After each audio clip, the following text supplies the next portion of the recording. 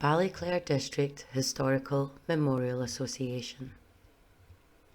The Mon Hotel Massacre. It was the 17th of February 1978, and the Mon Hotel had a very busy evening. The staff were catering to over 400 people, including hotel guests and people attending dinner dances. The Irish Collie Club and Northern Ireland Junior Motorcycle Club were holding their annual dinner dances in the two main function rooms, the Peacock Room and adjoining Grantia Room. The diners had just finished their first course when an explosion created a fireball of petrol 40 feet high and 60 feet wide, engulfing the Peacock Room as it took the full force of the explosion. Chaos ensued as the lights went out and black smoke filled the room. Survivors with their hair and clothes on fire rushed to escape the building. It took over 2 hours for firemen to put out the blaze.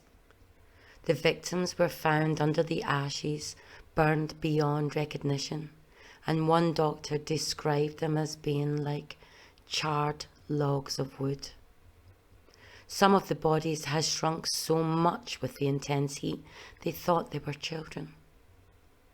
Identifying the victims was extremely difficult, and it took weeks, as all human features had been completely burned away. 12 innocent Protestant civilians were killed, 7 women and 5 men, including 3 young married couples, burned alive, with a further 30 critically injured. Some of the victims lost limbs, but the majority were all severely and horrifically burned and still receiving treatment many years later. The next day, the IRA admitted responsibility and apologised for not giving enough warning, claiming and blaming various obstacles that left them with only 9 minutes to warn the RUC before detonation. Apparently, the first phone box they tried to use was vandalised, and on their way to another phone box, they were stopped at a UDR checkpoint. After this atrocity had been globally condemned, the IRA Army Council gave instructions to all their units that they could no longer bomb hotels, buses or trains. That same day, 2,000 people attended a lunchtime service organised by the Orange Order at Belfast City Hall. Belfast International Airport closed for an hour, with employees at a number of factories contributing a half of their day's pay to help fund for the victims. It has been stated that the intended targets had been RUC officers that the IRA thought were meeting there that evening. But that meeting had been conducted exactly 1 week before.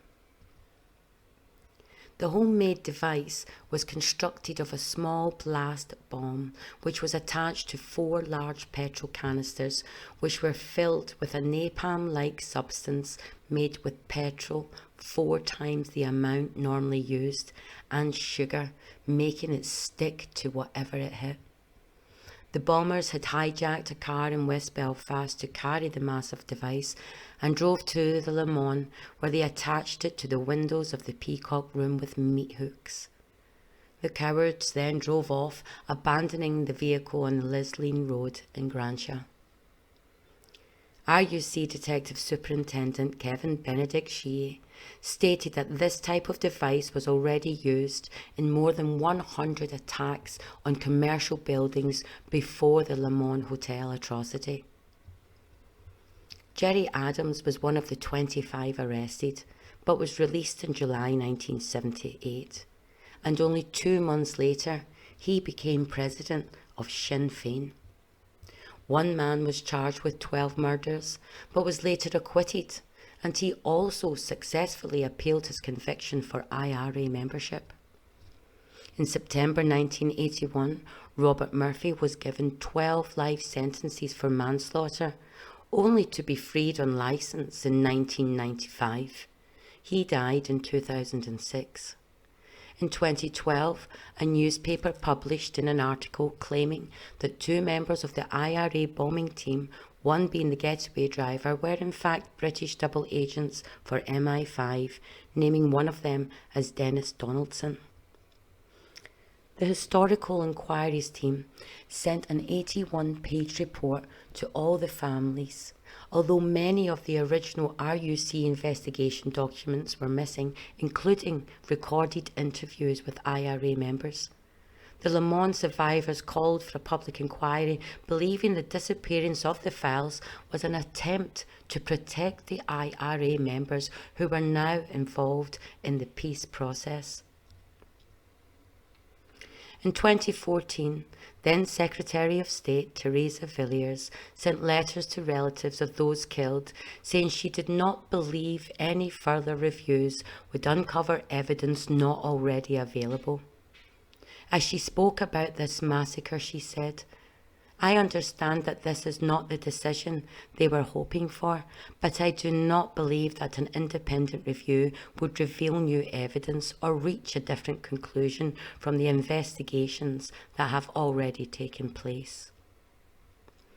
Survivor Jim Mills, who was seriously injured and had lost his wife and sister in the inferno, later remembered how everything went dark. Then it became like a furnace burning everything. He added, "They burned us alive and it's all forgotten about." The victims, all Protestant civilians murdered in this atrocity, should never be forgotten. Thomas Neeson, aged 52, from Lisburn, County Antrim, married with 3 children, died along with his mother-in-law Sarah Wilson Cooper, aged 62, from Alliance Crescent, North Belfast. Sandra Morris, aged 27, a married mother of 2, died along with her sister-in-law Carol Mills, aged 26, both from Alliance Crescent, North Belfast, and her husband Joseph, seriously injured, survived. Ian McCracken, aged 25, and his wife of 18 months, Elizabeth, from Bangor, County Down, were both killed. Daniel McGill, aged 37, from Dundonald, killed, and his wife seriously injured in the attack. Gordon Crothers, aged 30, and his wife Joan, from Gilbourne Court, East Belfast, both killed, leaving behind their only child. Paul Nelson, aged 37, and his wife Dorothy, from Dundonald, a married couple of 2 who died along with their friend Daniel McGill. Christine Lockhart, aged 33, from Rich Hill, County Armagh, married, also lost her life.